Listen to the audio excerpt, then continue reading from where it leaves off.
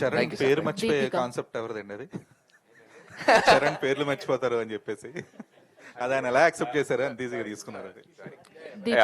అంటే యాక్చువల్లీ ఈ కాన్సెప్ట్ అంతా డిజైన్ చేస్తున్నప్పుడు ఆయన సరదాగా డిజైన్ చేస్తున్నాం సార్ ఇట్లా పర్లేదా అంటే ఏం కాదు పర్లేదు. సో ఎప్పుడైతే ఇది ఇలా జరుగుతుందని కానీ ఓహో డైరెక్ట్ గా ఇదే పెట్టేశారా అని ఎంజాయ్డ్ అలాట్. అండ్ సత్య గారిని కిషోర్ అని పిలవడం ఐడియా అయింది.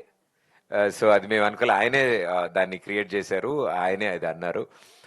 అంటే దట్స్ వాట్ ఐమ్ సేయింగ్, ఆయన అది ఫేమస్ అయింది కదా ఆయన పేర్లు మర్చిపోతారు అని. సో మేము ఆ పాయింట్ నే అంటే సెంటర్ లో పెట్టాము. ఆ పాయింట్ సెంటర్ పెట్టినప్పుడు ఆయన ఇమ్మీడియట్ రియాక్ట్ అయ్యారు దానికి. చాలా బాగుంది, ఓహో నాదే డైరెక్ట్ గా పెట్టారు అని. అండ్ మరో ఇంపార్టెంట్ విషయము, అతి త్వరలో ఆయన మూవీ చూడబోతున్నారు. We're making arrangements. ఆయన ఇమ్మీడియట్ గా చూడాలి నేను ఈ సినిమా అన్నారు. సో ఐ థింక్ బిఫోర్ రిలీజే చూస్తారేమో అని మేము ఎక్స్పెక్ట్ చేస్తున్నాం. Whenever is ready. అది బాగా పేలింది, ఎందుకంటే ఒక అంత పెద్ద స్టార్ సెల్ఫ్ పంచ్ తీసుకోవడం అనేది సెల్ఫ్ గోల్. Thank you.